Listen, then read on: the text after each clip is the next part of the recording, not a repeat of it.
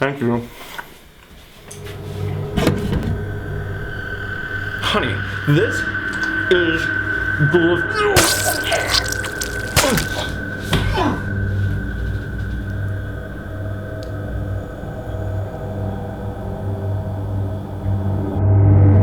Hi, and welcome to another episode of PopFX, the show that teaches you how to create some of the most popular digital effects from your favorite movies, TV shows, and video games. This week we're breaking the mold a bit and paying homage to the great DIY series, Backyard Effects. After 4 years, 270 episodes, and 2 great hosts, the show sadly had to end.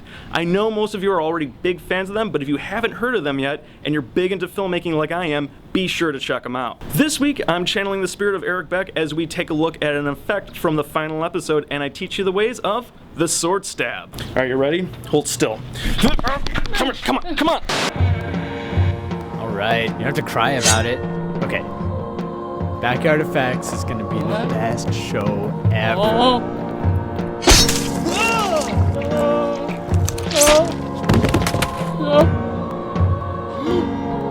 Backyard Effects was a show known for its cheap do-it-yourself builds, whether it be zombie makeup, camera stabilizers, or even a replica portal gun. Whereas PopFX focuses on the digital aspect achieved through post-production work on editing programs such as After Effects or Final Cut Pro. So I thought this effect would be a perfect way to bid farewell to the show, and I will teach you how to achieve it in 2 simple steps: shooting the scene and editing the effect. Step 1. How you shoot the scene has a lot to do with how convincing the stabbing effect appears. A lot of the time it comes down to quick cuts and camera tricks.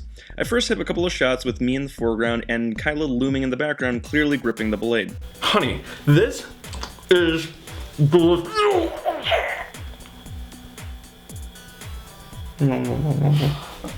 And recording.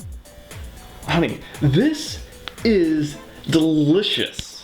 Then I cut to her stabbing me in the back where she's not holding the knife at all. She's simply hitting me in the back, letting me know when to react like I'm being stabbed. But you can't tell because her hand is already hidden behind my back at the beginning of the scene. This is delicious.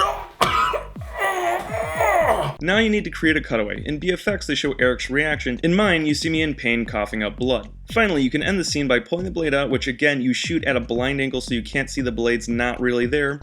Act like you're yanking a piece of metal out of someone's ribcage, victim falls to the ground, and either cut to a new angle showing the bloody instrument, or in my case have the knife sitting on a stool out of shot, easily available for your actor to grab. Honey, this is delicious.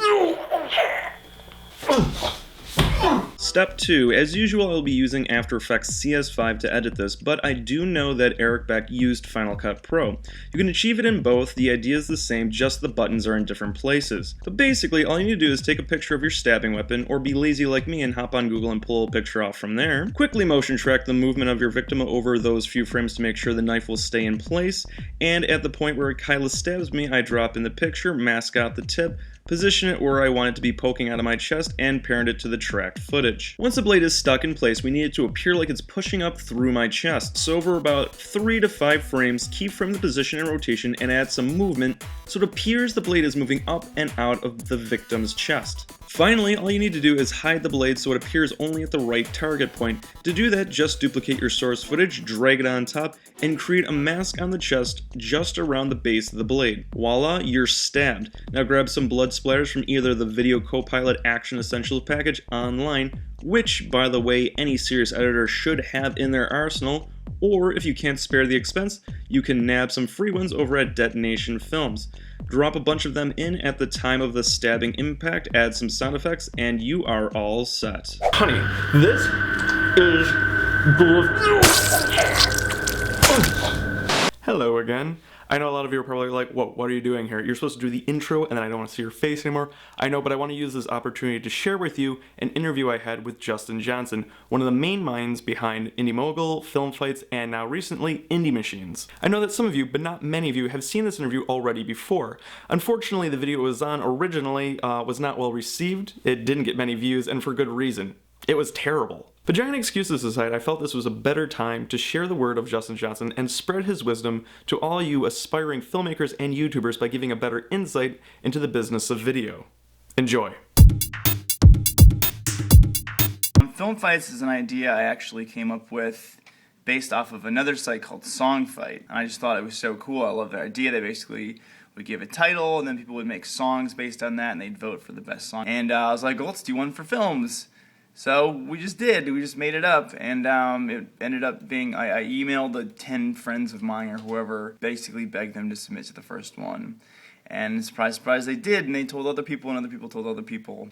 Indymogul, pretty simple. I had a big list of people that I knew who made stuff that might be able to do like a show for us, and on that list was Eric Beck. I knew Eric was good at building stuff because we had already done Fred Raider promos together, and he had built the Fred Raider head prop and all kinds of props and stuff like that, and was just a cool dude.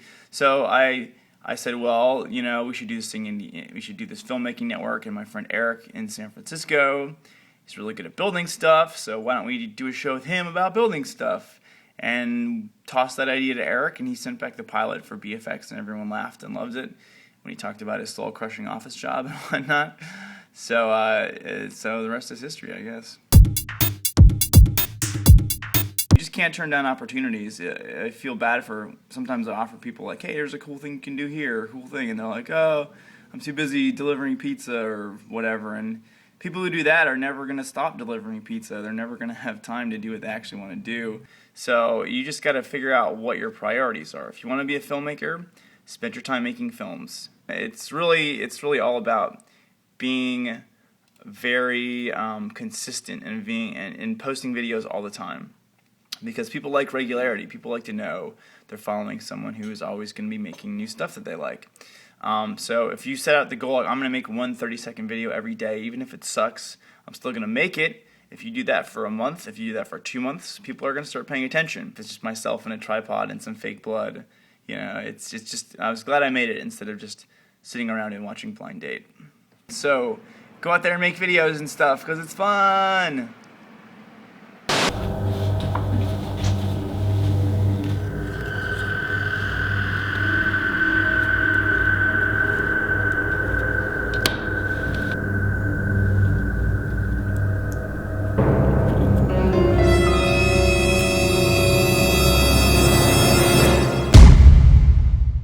That's it. Thanks for watching this week's episode of PopFX.